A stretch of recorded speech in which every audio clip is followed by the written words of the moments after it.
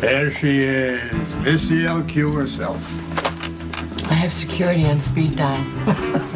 I like you. You got spunk. It's a good quality. One that's severely lacking in most people these days.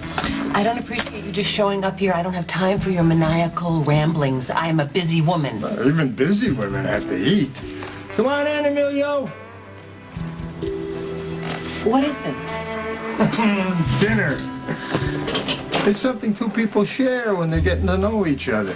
I figured we could sit down like the equals we are. Excuse me. Do you mind? Not in the least. I was working on that. Well, it's time for a break.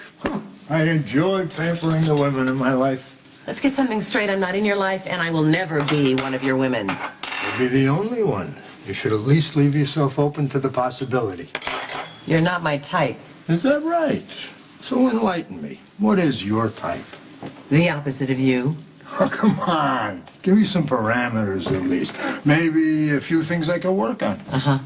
I don't have enough paper for the list. Oh, you're tough. I say we eat. Doesn't this smell delicious? I'm not hungry. More than that, I'm not impressed. So why don't you stop wasting my time and tell me what you're after? Oh, all in due time, my dear. There's no reason to spoil a fine gourmet meal or the mood with premature indigestion. See, I got all your favorites. Steamed asparagus, risotto, and the piece de resistance, tongue, cured to perfection. Tongue?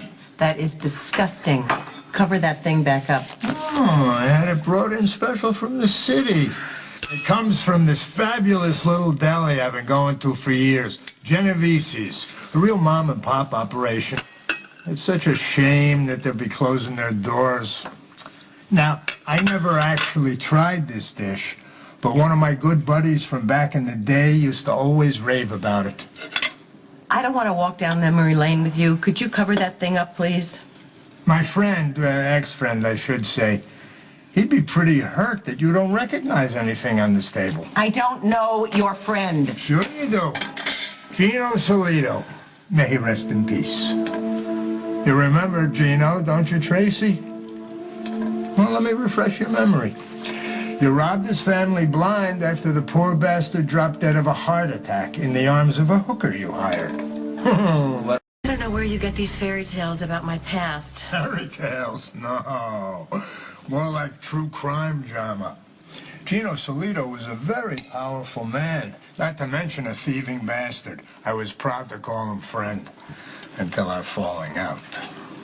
I don't associate with that element. Mrs. Gino Solito? Sounds like a pretty close association to me. I got your attention now, don't I? You've got nothing of mine. Get out. Nice. Good stance, level tone, high note of indignation. All the qualities a good widow, or should I say godmother, needs to run their dead husband's business interests. Why don't you stop circling and tell me what you're after? Well, let me make a point first. Gino must have looked at you like a ship in full sail. He probably couldn't wait to get on board. That's disgusting. Gino liked women who could hold their own with him. He liked the challenge. Someone who could run his life from a penthouse window if he wound up in the joint. Unfortunately, he wound up in a wooden box instead, with a view of 6 feet of dirt. He was an awful man. And an awfully rich one.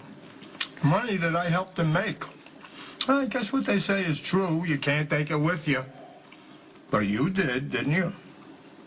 I took nothing. Would you stop being so damn modest? You did what half a dozen rival families and 2 decades of police commissioners couldn't do. You dropped them. Now, that's my kind of woman. All right. I'm done. You need to go now. No. What I need to do is make you understand that you and me are going to be spending a lot of quality time together.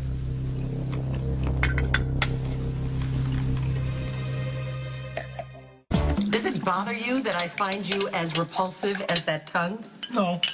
How about morally bankrupt? People in glass houses. Stop enjoying this. I can't help myself. It's like a moth to a blowtorch. Like Gino, the poor unsuspecting bastard.